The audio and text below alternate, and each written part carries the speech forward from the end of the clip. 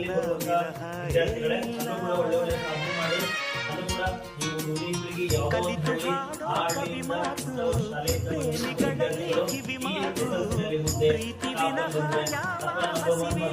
ನಮ್ಮ ಶಾಲೆಗೆ ಕೀರ್ತಿ. ಆಕ್ಚುಲಿ ನೀವು ನಮ್ಮನ್ನು ಬಿಟ್ಟು ಹೋದ್ರಿ ಅಂತ ಮಾತ್ರಕ್ಕೆ ನಿಮ್ಮ ಕೀರ್ತಿ ಇಲ್ಲಿಗೆ ನಿಲ್ಲಂಗಿಲ್ಲ.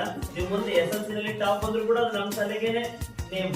ನೀವು PUC ಒಳಗೆ ಟಾಪ್ ಬಂದ್ರು ಕೂಡ ನಮ್ಮ ಶಾಲೆಗೆ ನೇಮ್.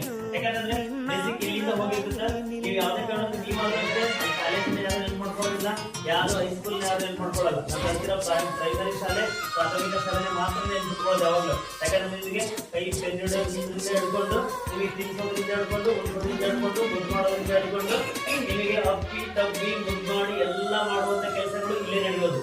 ಇನ್ನು ಉಳಿದಂತೆ ಎಲ್ಲೂ ಕೂಡ ಯಾರು ತಲೆ ಕೆಡಿಸ್ಕೊಳ್ಳಲ್ಲ. ಬರ್ತಾರೆ ಡ್ಯಾನ್ಸ್ ಹೇಳ್ತಾರೆ, ಅವ್ರು ಏನ್ ಹೇಳ್ಬೇಕು ಹೇಳ್ತಾರೆ, ಎಷ್ಟು ಹೇಳ್ಬೇಕು ಅಷ್ಟೇ ಹೇಳ್ತಾರೆ, ಅಷ್ಟೇ ಹೇಳ್ಬೇಕು ಹೋಗ್ಬಿಡ್ತಾರೆ. ಹಾಗಾಗಿ ಯಾರು ಆತರ ಅಟ್ಯಾಚ್ಮೆಂಟ್ ಅಂತ ಒಂದು ಇರೋದಂದ್ರೆ ಇವತ್ತು ಪ್ರೈಮರಿ ಟೀಚರ್ಸ್ ಬಗ್ಗೆ ತೆಗೆದು ನಿಮಗಾದ್ರೂ ಅಷ್ಟೇನೆ. ನೀವು ನಿಮ್ ಲೈಫ್ ಅಲ್ಲಿ ಯಾರು ಒಬ್ರು ನೆನ್ಪಿಟ್ಕೊಂಡಿರೋ ಟೀಚರ್ಸ್ ಅಂತಂದ್ರೆ ಒಬ್ಬ ಟೀಚರ್ ಫೇವರೇಟ್ ಟೀಚರ್ ಹೆಸರು ಹೇಳ್ರಿ ಅಂತಂದ್ರೆ ನೀವು ಹೇಳೋದು ಕೂಡ ಪ್ರೈಮರಿ ಟೀಚರೇ ಆಗಿರ್ತಾರೆ.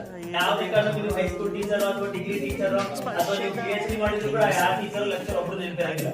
ಪ್ರೈಮರಿ ಟೀಚರ್ ನಿಮ್ ಫೇವರೇಟ್ ಆಗಿರ್ತಾರೆ. ಸೊ ಹಾಗಾಗಿ ನೀವು ಕೂಡ ಅಷ್ಟೇ ಇನ್ನು ಎಲ್ಲಾ ಚೆನ್ನಾಗಿ ಒಳ್ಳೆ ಒಳ್ಳೆ ಒಳ್ಳೆ ಒಳ್ಳೆ ಸಾಧನೆ ಮಾಡಿ ಮುಂದೆ ದೊಡ್ಡ ಆಫೀಸರ್ ಆಗಿ ಇದೇ ಡಿಸ್ಟ್ರಿಕ್ಟ್ ಬಂದು ಕೆಲಸ ಮಾಡ್ಬೇಕು ನೀವು.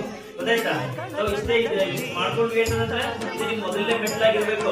ಈ ಸನ್ಮಾನ ಮಾಡ್ಕೊಂಡ್ವಿ ಅಂತಂದ್ರೆ ಇದು ನಮ್ಮ ಮೊದಲನೇ ಸ್ಟೆಪ್. ಇನ್ ಮುಂದೆ ಬರೀ ಸನ್ಮಾನಗಳೇ ನಡೀಬೇಕು.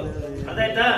ಸೊ ಆ ರೀತಿಯಾಗಿ ನೀವೆಲ್ಲ ಇದು ಒಳ್ಳೆ ಒಳ್ಳೆ ಸಾಧನೆ ಮಾಡಿ ನಮ್ಮ ಶಾಲೆಗೆ ಮತ್ತೆ ನಿಮ್ಮ ತಂದೆ ತಾಯಿಗೆ ಮತ್ತೆ ನೀವು ಬೆಳೆದಂತ ಈ ಊರಿಗೆ ನಮ್ಮ ದೇಶಕ್ಕೆ ಒಳ್ಳೆ ಕೀರ್ತಿ ತಗೊಂಡ್ಬರ್ಲಿ ಅಂತೇಳಿ ನಮ್ಮ ಶಾಲಾ ವತಿಯಿಂದ ನಮ್ಮ ಸಂಸ್ಥೆ ವತಿಯಿಂದ ಎಲ್ಲರ ವತಿಯಿಂದಲೂ ಕೂಡ ನಮ್ಮ ಪಾಲಕರ ಬಂಧುಗಳ ವತಿಯಿಂದಲೂ ಕೂಡ ನಿಮಗೆ ವಿಶೇಷವಾಗಿ ನಾವು ಆಶೀರ್ವದಿಸ್ತಾ ಇದ್ದೀವಿ.